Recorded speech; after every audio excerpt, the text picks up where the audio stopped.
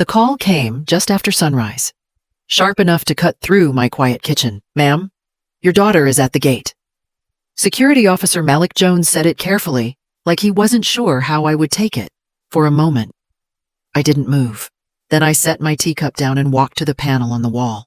The monitor flickered, and there she was, Brenna Avery Cole, standing outside the iron entrance of St. John's Reserve with her husband, Jason, half a step behind her. They looked nothing like the polished couple who once lectured me about being a burden. Brenna's hair was pulled back in a tight, uneven knot, and Jason's jacket hung off him like it belonged to someone stronger. But even in their panic, their posture carried that same entitlement, that same expectation that doors would open for them simply because they wanted them to. Ma'am Malik's voice returned, softer now. "Do you want me to let them approach the house? I didn't rush." I didn't ask why they were here.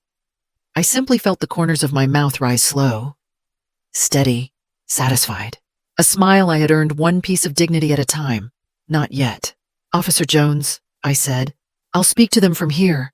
Brenna's face twitched when she realized I was watching. She stepped closer to the camera, her voice trembling. "Mom, please, we really need to talk. Mom?" She had not used that word in 2 years. I held her gaze through the screen, quiet and steady, letting her see nothing of the devastation she once caused. Only the woman who had rebuilt her life without her. 2 years ago, she called me a worthless burden and threw me into the street like an unwanted package. Now she was the one waiting outside a gate she did not own, begging for an entry she had not earned. If you want to understand how Brenna Avery Cole ended up here, desperate, shaking, and suddenly remembering she had a mother, you need to know what she did the night she erased me from her life. And that begins long before this gate ever stood between us. I remember the smell of roasted chicken when I knocked on Brenna's front door that night. It was my 68th birthday, and I thought she had cooked something special. When she opened the door, she forced a smile so stiff it looked painful. Jason hovered behind her, holding 2 empty wine glasses that had never been poured.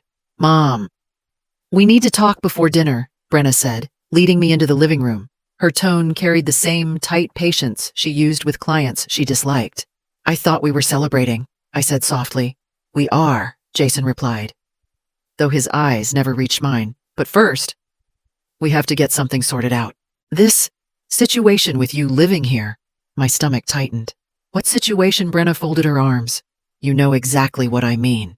Things have been tense. You rely on us too much. It is starting to affect our marriage, our finances, everything. We cannot carry you anymore." The word stunned me. "Carry me? I pay for groceries. I watch the kids. That is not the point," she snapped. "You drain us emotionally. You make everything heavier. You are a burden. Mom, a worthless burden." Jason stepped forward. "She is right. The house feels heavier when you are here." I felt something inside me give way, like a string snapping. "Is this really how you both see me?" "It does not matter how you see it," Brenna said. "We talked about this for weeks. We made a decision." She nodded toward the hallway. I turned, and there it was, my suitcase, zipped and ready, sitting by the door like an obedient dog waiting to be kicked outside. "You already packed my things," I whispered. "We needed to be efficient," Brenna said, "and we cannot keep covering for you financially. The bills, the food, the stress on us, none of it is sustainable. I pay my way," I said, shaking. "You pay for nothing," she lied, her voice cold. "And you cannot come back once you leave tonight." Jason opened the door. A gust of Portland night air hit my face. "Goodbye, Mom," Brenna said, and just like that, the door shut behind me. The clerk at the rundown motel did not look up when I slid my driver's license across the counter. He just mumbled the nightly rate and handed me a metal key. The hallway smelled like bleach and old carpet, but it was the only place in Southeast Portland that would take cash without questions. Inside the room, I sat on the edge of the stiff mattress and tried to breathe. Hours earlier, I had been a mother. Now I was a stranger with a suitcase and 68 years of memories packed into a space that smelled like mildew. My phone buzzed. A text from my sister. "Darlene, Brenna said you had another episode. I cannot get involved. Another episode." I whispered the words out loud, stunned. Then came a message from my niece. Mom says you manipulate everyone. Please stop reaching out. One by one. The calls I tried to make went straight to voicemail. Brenna had told them a story before I even left her driveway. She worked fast. I needed something to ground myself. So I pulled out my small pension login. The balance staring back at me almost knocked the breath from my chest. Nearly every deposit had been quietly withdrawn, in chunks. 200 here, 150 there, until almost nothing remained.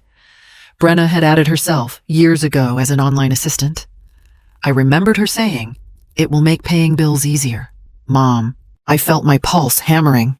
She drained me, I whispered. A light knock startled me. When I opened the door, a woman in scrubs stood there holding a takeout container. She was in her early 50s, Filipino-American, with soft eyes that looked like they had seen too much. "I am Mira," she said. "I work nights at Providence Hospital. Your room is next to mine. You looked tired." I had extra food. I tried to refuse, but she nudged the container into my hands. "Eat, then come talk to me when you can breathe again." Later, sitting on the curb outside, I told her pieces of what happened. Mira listened without interrupting. "Corliss," she said gently, "this is not just cruelty. This is exploitation. You need legal aid. I will take you." Her certainty steadied me more than the food ever could. Mira kept her word. 2 days after we met, she walked me into a cramped legal aid office in Northeast Portland. The waiting room buzzed with low voices and rustling papers. While I sat in a plastic chair, clutching a clipboard, a man near the reception desk let out a frustrated groan. "These files make no sense," he muttered. "I have 2 teams waiting on schedules that do not exist, and an inspector asking for paperwork I cannot even find." He was tall, mid-40s, with tired eyes and a badge clipped to his belt that read Eli Navarro Coastline Security Solutions. The receptionist pointed helplessly at 3 stacks of folders. "They are all yours." Eli ran a hand over his face. "They look like they were sorted by a tornado." I did not think my hands simply moved. Years of office work kicked in. I picked up the folders nearest me and began arranging them by date, then by department, then by urgency. Eli stared. "Are you organizing those? I am only trying to help," I said quietly. He watched me reorder 2 more stacks with quick, practiced motions. "Do you work in administration?" "I used to," I replied. "Before life shifted." Something sharpened in his expression. "Do you want a job?" I blinked. "I am 68. Competence does not have an expiration date," he said. "I need someone who can keep things from falling apart. Part-time. Flexible hours. I will pay fairly." A warmth spread through my chest. Something I had not felt in months. What would I be doing?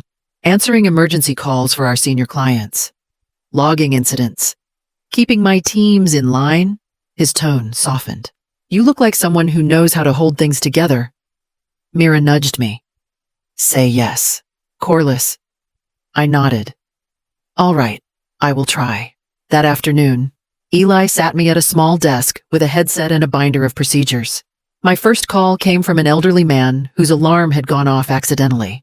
I talked him through resetting it, logged the event, and sent a technician.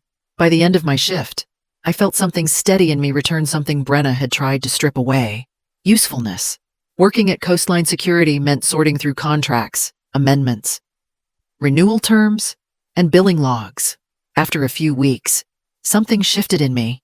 The fear I once felt when looking at paperwork began to fade. Eli would hand me thick folders and say, "You catch things others miss." One morning, after logging an early emergency call, I opened a file that was not from work.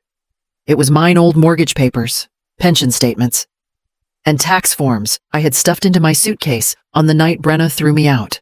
Mira saw the stack on my desk. "You are finally ready to look at it," she said gently. I swallowed hard and spread the documents out. At first, everything seemed familiar until I found a transfer form dated 2 years earlier. My signature was printed at the bottom, but it was not my handwriting. "Brenna moved the title of your house into her name," Mira said carefully. "This says it was for tax purposes." I stared at the page. She always said she could help me avoid confusion with the county notices. She positioned herself as the sole owner. Mira continued. Legally, she could remove you whenever she wished. A tremor went through my hands. She planned it long before she threw me out. Mira reached for another document. Corliss, look at this. It was a pension withdrawal ledger. Repeated entries labeled caregiver expenses, all in round numbers. All taken months before Brenna ever let me move into her home. She forged these, Mira said. She took your money long before she claimed you were a burden. My breath caught. All this time, she acted like she was supporting me. Mira straightened. You need legal aid today. This is elder exploitation. At the office, Attorney Devi Patel scanned each page with growing intensity. You have a strong case. Very strong. If you want to proceed, we will file immediately. I lifted the pen she offered. My hand shook. Not from weakness, but from something burning in my chest rage. Betrayal. And a thin, sharp line of resolve. I am ready, I said, and I signed. 2 years passed in a rhythm I had never known before, steady, demanding, and strangely healing. Eli pushed Coastline Security Solutions into new senior communities across Portland, and I found myself handling schedules, emergency protocols, and personnel issues that once would have overwhelmed me. Corliss, Eli said one morning, tapping a folder on my desk. You created a system no one else here could have built. You understand seniors. You understand what they need. He opened the folder to reveal a proposal for a large gated community in North Portland. Their board wanted a more efficient monitoring and scheduling model, and Eli had submitted the version I drafted. A week later, he burst into my office. They signed. Corliss. They chose us because of your design. You did that. I felt something warm bloom inside me, pride. Real pride. But while my work life climbed, the legal battle loomed like a storm. Every hearing was another knife twisting through old wounds. Brenna sat across from me in the courtroom, dressed in soft colors and false concern. My mother has memory issues, she told Judge Harrington. She misremembers events. I only ever helped her. Her attorney added, there is no proof she misunderstood the paperwork she signed. I stayed still, hands clasped, until Devi Patel stood. Your Honor, she said, we have bank officers who can confirm forged signatures. We have caregiver expense claims filed months before Brenna Avery Cole ever housed her mother. And we have testimony from Ms. Mira Santos, who witnessed the victim's condition the night she was abandoned. One by one, the lies collapsed. The bank officer's voice was calm as he explained irregular withdrawals. Mira's voice trembled with controlled anger as she described finding me alone in that motel. Brenna's expression cracked first disbelief, then panic. When Judge Harrington finally spoke, his tone was firm. This court finds Miss Brenna Avery Cole guilty of elder exploitation. The property transfer is void. Restitution will be issued to Ms. Corliss Avery. The gavel struck, and something inside me lifted. Not joy, not triumph, something steadier. Something like breath after a long drowning. Later that week, Eli placed a small envelope on my desk. You are part of the reason this company stands where it does, he said. I want you to own part of it.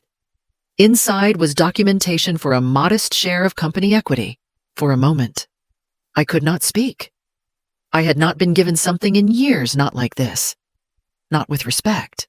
I closed the envelope slowly, letting the new weight settle into my hands.